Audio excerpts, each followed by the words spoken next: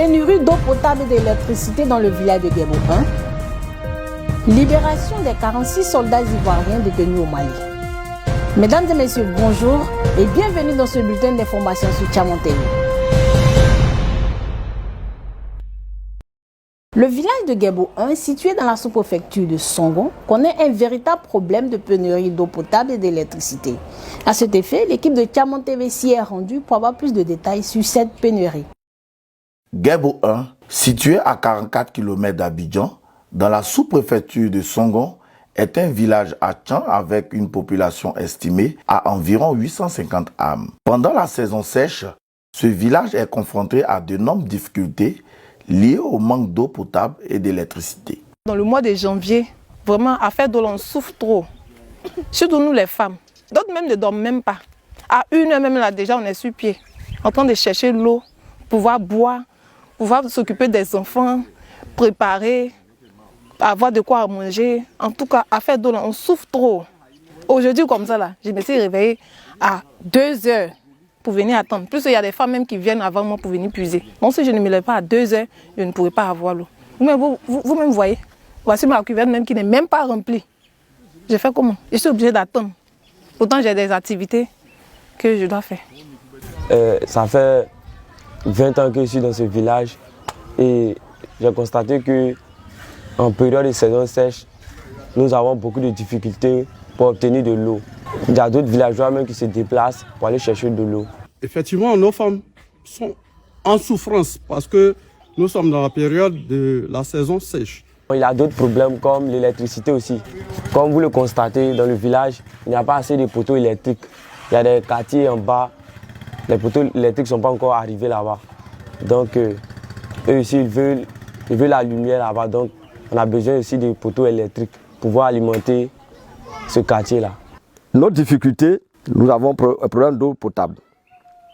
Nous avons un problème d'extension d'électrification parce que presque la moitié de nos poteaux sont en épave.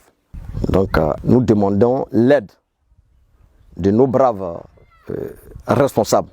Cette situation est un véritable problème pour les populations villageoises qui lancent un appel à l'aide auprès des autorités afin de les soulager avec la finition des travaux de construction du nouveau château d'eau. Vraiment, si le chef du village peut faire quelque chose pour pouvoir nous aider, que le président lui-même puisse avoir pitié de nous, les femmes de Guébo.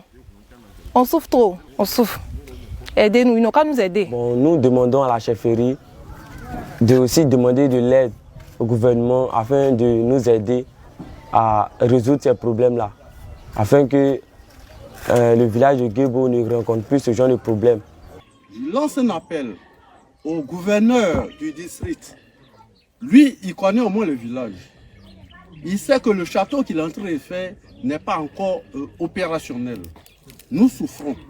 Je demande à nos autorités, plus particulièrement à son Excellence Alassane Ouattara, à Monsieur le ministre gouverneur Bégué Mambi, à Dominique Ouattara, première dame de Côte d'Ivoire, d'avoir un regard sur Guébo 1, sur la population que nous sommes, pour que cet appel soit pris aussi en compte, qu'ils nous viennent en aide. La population de Guébo 1 a besoin d'eux. Après 6 mois en détention au Mali, les 46 soldats ivoiriens ont regagné la Côte d'Ivoire le samedi 7 janvier 2023. Revoyons ensemble leur arrivée à l'aéroport international Félix Houphouët-Boigny d'Abidjan. Ils sont bien de retour au Bercail, à la suite de leur libération par les autorités maliennes qui les ont retenus pendant plusieurs mois sur le sol malien pour des incompréhensions alors qu'ils étaient en mission.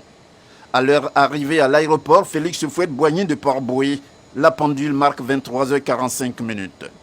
Les 46 soldats ivoiriens, qui viennent s'ajouter aux 3 autres libérés plus tôt, regagnent ainsi leur pays sain et sauf. Un retour dans l'honneur, vu que c'est leur chef suprême, le président de la République Alassane Ouattara, qui les honore par sa présence à leur accueil. Pour ces soldats, la joie de retrouver leurs familles respectives ainsi que leurs frères d'armes est si grande et les mots pour l'exprimer s'avère insuffisant. Sans dialogue, il n'y a pas de paix. Sans paix, il n'y a pas de développement. Terminons ce journal avec cette triste nouvelle du décès survenu le mardi 27 décembre 2022 au CHU de Cocody de l'artiste Djomonsé Edmond, connu sous le nom de Américain. Il appartenait à la catégorie Tchagba Dongba du village de Blocos. Toute l'équipe de Tiamon TV présente ses sincères condoléances à la famille éplorée et aussi à la grande famille artistique. J'étais très ravie de vous présenter ce journal. Merci de nous avoir suivis et restez toujours connectés sur Tiamon TV, la vitrine de tout le peuple hachang.